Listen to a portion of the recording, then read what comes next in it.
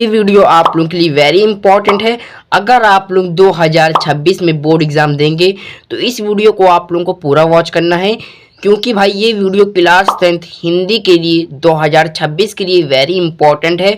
इस वीडियो में मात्र मैं 15 टॉपिक आप लोगों को पढ़ाऊंगा, जो कि आप लोगों को 70 में 70 नंबर दिलाएगा। 2026 में 99% यही क्वेश्चन आएंगे।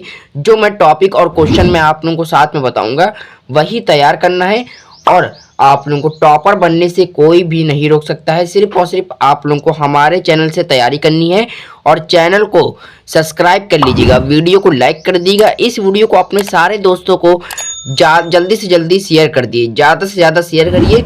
70 में 70 अगर आप लोगों को नंबर लाना है तो इस वीडियो को आप लोगों को पूरा वॉच करना है, वो भी ईमानदारी से। सिर्फ और सिर्फ 15 इंपॉर्टेंट टॉपिक आप लोगों को पढ़ना है, सिर्फ और सिर्फ 15 इंपॉर्टेंट टॉपिक।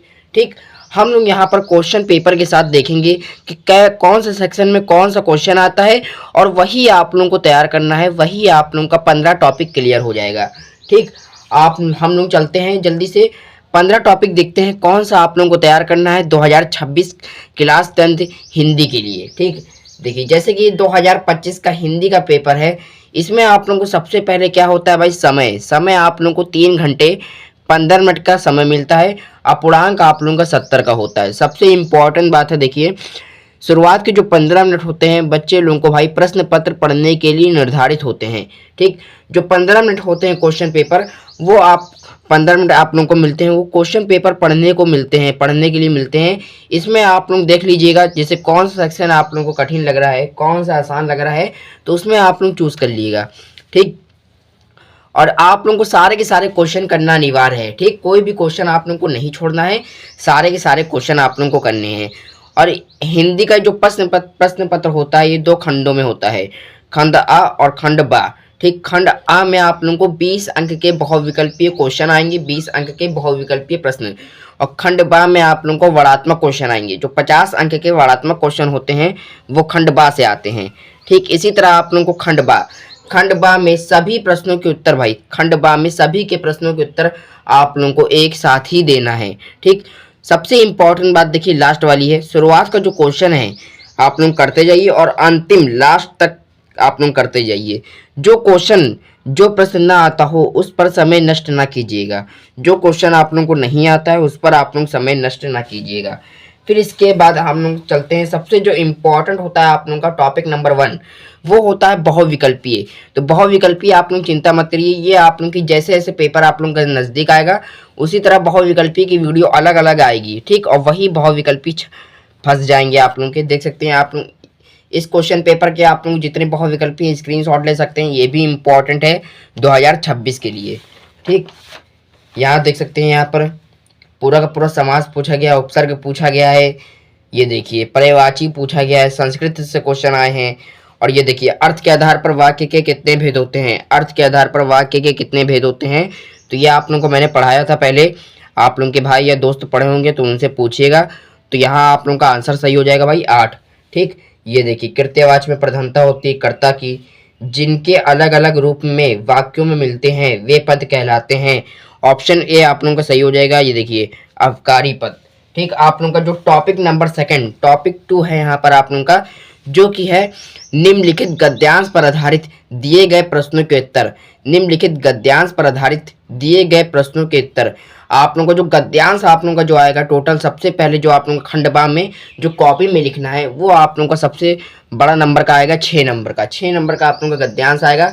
2 नंबर आप लोगों को पाठ का नाम और लेखक का नाम मिलेगा लिखने को, और जो 3 नंबर है बाकी का वो आप लोगों को रेखांकित अंश की व्याख्या, जो यहाँ से लेकर यहाँ तक इसके नीचे अंडरलाइन करा गया है, रेखांकित अंश की व्याख्या आप लोगों को करनी है अपने शब्दों में। ठीक, आप लोगों को पाठ का नाम याद होना चाहिए और लेखक का नाम। ठीक, अगर ये नहीं आता है तो आप लोगों को अथवा वाला देख सकते हैं, जैसे कि यहाँ पे लिखा गया है एशिया, तो आप लोग समझ सकते हैं ये कौन से लेसन से लिया गया है। एशिया गई ना तू मेरे मन से, ये क्लास 10 का चैप्टर है, और इसमें आप लोगों को बताना है इसके लेखक का नाम क्या है। ठीक, लेखक का नाम आप लोग जानते होंगे तो 2 नंबर पक्के हो जाएंगे।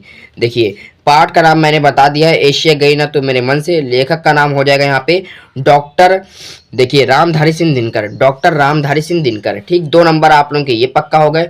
और प्लस 3 नंबर आप लोग कैसे पक्का करेंगे, यहाँ पर ये देखिए जो रेखांकित अंश की व्याख्या जो नीचे यहाँ पर अंडरलाइन करा गया है, इसमें आप लोगों को अपने शब्दों में व्याख्या करनी है। तो 3 नंबर ये हो गए, कुल मिला के आप लोगों के 6 नंबर यहाँ भी फिक्स हो जाएंगे और 6 नंबर आप लोगों के यहाँ भी फिक्स हो जाएंगे पूरे के पूरे।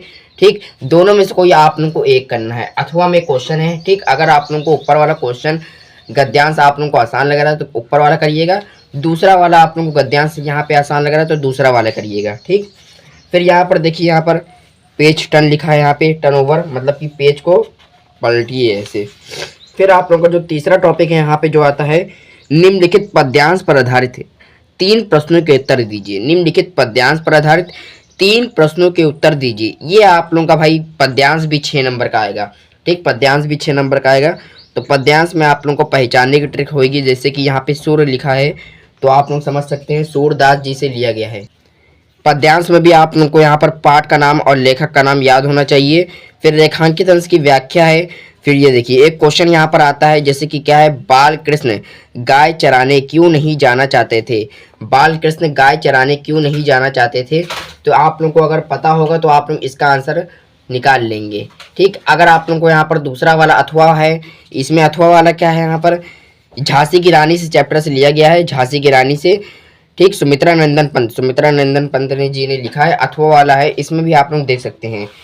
फिर आप लोगों का जो अगला टॉपिक है, ये जो आता है भाई इंपॉर्टेंट और संस्कृत खंड से आता है। देखिए निम्नलिखित संस्कृत गद्यांश, देखिए निम्नलिखित संस्कृत गद्यांश का संदर्भ सहित हिंदी अनुवाद कीजिए। ठीक, ये आप लोगों का गद्यांश संस्कृत में आएगा, संस्कृत खंड से 5 नंबर का आएगा, ये 5 नंबर का गद्यांश। और 2 गद्यांश, इसमें से कोई आप लोगों को एक करना रहेगा। ठीक, दोनों अगर आप लोगों को दोनों के दोनों में से कोई आप लोगों को जो सबसे आसान लगे वही करिएगा।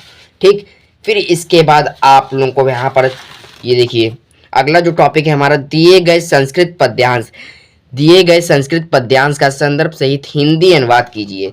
ये भी आप लोगों का 5 नंबर का आएगा, गद्यांश भी 5 नंबर का और पद्यांश भी संस्कृत खंड से। ठीक, संस्कृत खंड से 5-5 नंबर का, कुल मिला के 10 नंबर का यहाँ पर गद्यांश और पद्यांश आएगा।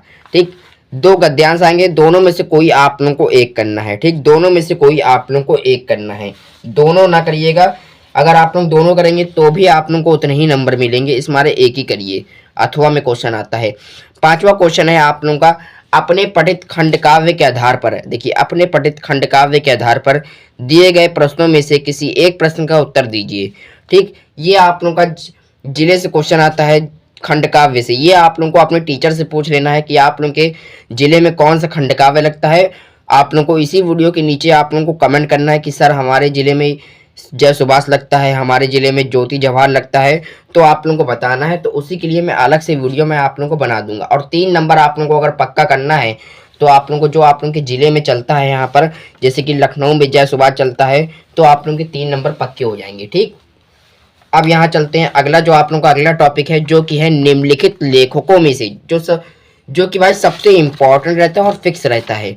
ठीक, निम्नलिखित लेखकों में से किसी एक लेखक का जीवन परिचय देते हुए उनकी एक प्रमुख रचना का उल्लेख कीजिए। ठीक, 3 नंबर आप लोगों का पूरा जीवन परिचय लिखने से आएगा, मिल जाएगा, और 2 नंबर आप लोगों का 2 रचनाएं लिखना है।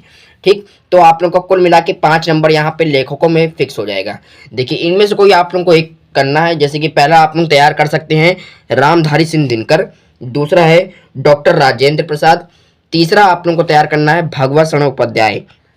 ठीक, भगवत शरण उपाध्याय, डॉक्टर राजेंद्र प्रसाद और रामधारी सिंह दिनकर है। तो तीनों में से कोई भी आप लोग तैयार कर लेंगे तो तीनों फंस जाएंगे, इंपॉर्टेंट हैं सारे के सारे, 5 नंबर इसमें पक्के हो जाएंगे। 2026 के लिए वेरी इंपॉर्टेंट है। ठीक, 2026 के लिए अगर आप लोग क्लास 10 में बोर्ड एग्जाम देंगे तो आप लोग इस वीडियो को बार बार देखिए, इंपॉर्टेंट है। चैनल को भी सब्सक्राइब कर लीजिएगा। निम्नलिखित कवियों में से, अब जो इसी टॉपिक में एक और टॉपिक है, देखिए एक लेखक का जीवन परिचय आता है और एक कवि का आता है। ये भी आप लोगों का 5 नंबर का रहेगा। 3 नंबर आप लोगों को जीवन परिचय लिखने में मिलेंगे, 2 नंबर रचनाएं, और कुल मिला के 5 नंबर हो जाएंगे। ठीक, निम्नलिखित कवियों में से किसी एक कवि का जीवन परिचय देते हुए उनकी एक प्रमुख रचना का उल्लेख करना है।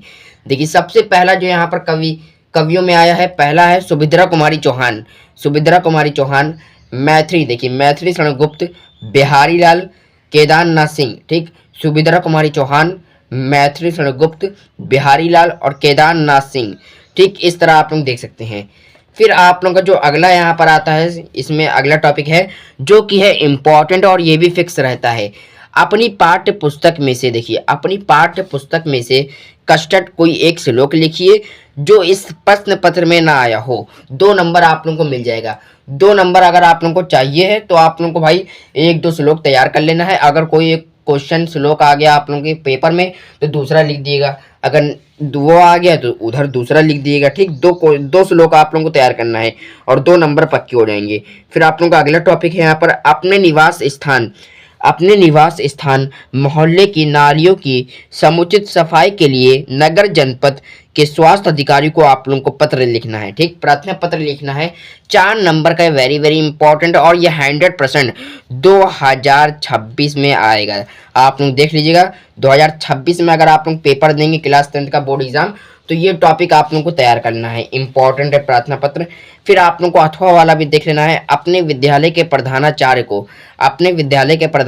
को छात्रवृत्ति के लिए एक आवेदन पत्र लिखना है, ये भी 4 नंबर का रहेगा। फिर आप लोगों का जो अगला टॉपिक है निम्नलिखित प्रश्नों में से किन्हीं 2 प्रश्नों के उत्तर आप लोगों को संस्कृत में लिखना है।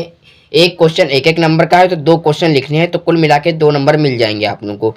यहाँ पे 4 क्वेश्चन दिए हैं, चारों में से आप लोगों को सिर्फ और सिर्फ 2 क्वेश्चन आप लोगों को करने हैं। ठीक, फिर जो आप लोगों का लास्ट टॉपिक है यहाँ पर 15 नंबर लास्ट टॉपिक है आप लोगों का, जो कि है अपने, देखिए आप लोगों को जो भी आप लोगों ने विषय पर निबंध तैयार किया है, कोई भी विषय पर निबंध तैयार किया है, ठीक, इसमें से फंस जाएगा जो मैं आप लोगों को बताऊंगा। सबसे इंपॉर्टेंट और लास्ट टॉपिक क्या है 15 नंबर का, देखिए निम्नलिखित विषयों में से किसी एक विषय पर निबंध लिखिए, जो कि सबसे बड़ा नंबर का आएगा भाई 7 नंबर का। 7 नंबर का निबंध आएगा, तो आप लोगों को छोड़ना नहीं है। निबंध आप लोगों को भाई पहले कर लेना है, क्योंकि सबसे बड़ा नंबर होता है भाई निबंध में 7 नंबर। ठीक, बहुत लोगों का निबंध छूट जाता है। तो सबसे पहला आप लोगों को तैयार करना है पर्यावरण प्रदूषण की समस्या एवं समाधान। दूसरा तैयार करना है यहाँ पर इंटरनेट। तीसरा आप लोगों को तैयार करना है छात्र तथा अनुशासन।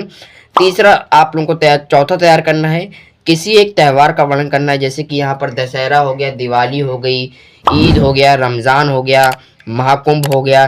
ठीक, महाकुंभ के ऊपर भी आप लोगों को निबंध तैयार करना है, क्योंकि इम्पॉर्टेंट हो गया लाइन ये और इम्पॉर्टेंट हेडलाइन, तो ये भी 2026 में आ सकता है। ठीक, 2025 में बहुत लोग कह रहे थे कि महाकुंभ के ऊपर आएगा, लेकिन 2026 में आ सकता है, तो आप लोग तैयार कर लीजिएगा। और कैसे लिखना है महाकुंभ के ऊपर, तो आप लोगों को यूट्यूब पे सर्च करना है महाकुंभ पर निबंध कैसे लिखे, जीके दिशा क्लासेस। ठीक, हमारे चैनल का नाम डाल दिया करिए जीके दिशा क्लासेस, तो सबसे ऊपर टॉप पे वीडियो हमारी मिलेगी। फिर आप लोगों का लास्ट आप लोगों का निबंध है नई शिक्षा नीति एनईपी। देखिए नई शिक्षा नीति एनईपी, नेशनल एजुकेशन पॉलिसी। ठीक, नेशनल एजुकेशन पॉलिसी, ये आप लोगों को 5 इंपॉर्टेंट तैयार कर लेना है। सबसे इंपॉर्टेंट है आप लोगों का पर्यावरण प्रदूषण एवं समाधान। ठीक, ये आप लोगों को तैयार करना है, और सारे के सारे इंपॉर्टेंट टॉपिक मैंने कवर कर दिए हैं, वो भी पेपर के साथ। ठीक, ये वीडियो क्लास 10 हिंदी के लिए 2026 के लिए वेरी इंपॉर्टेंट है। मात्र ये 15 इंपॉर्टेंट टॉपिक आप लोगों को पढ़ लेना है, और 70 में 70 नंबर बिल्कुल पूरा का पूरा आएगा। 2026 में 99% यही क्वेश्चन आएंगे। आप लोगों को इसी बात पर चैनल को सब्सक्राइब करना है। चैनल को सब्सक्राइब कर लेंगे तो अगली वीडियो में जो इससे डालूंगा, इसके बाद जो अगली वीडियो डालूंगा मैथ का या साइंस का या एसएसटी का, तो सबसे पहले आप लोगों के पास वीडियो आएगी। ठीक, सबसे पहले वीडियो पाने के लिए तो हमारे चैनल को सब्सक्राइब कर लीजिएगा, और वीडियो पसंद आए तो वीडियो को लाइक कर दीजिएगा। ठीक, इस वीडियो को ज़्यादा से ज़्यादा शेयर करिएगा। हम लोग मिलते हैं अगली वीडियो में कोई और नए धमाकेदार टॉपिक के साथ। जब तक आप लोग बोर्ड एग्जाम की तैयारी करते रहिए। जय हिंद, जय भारत।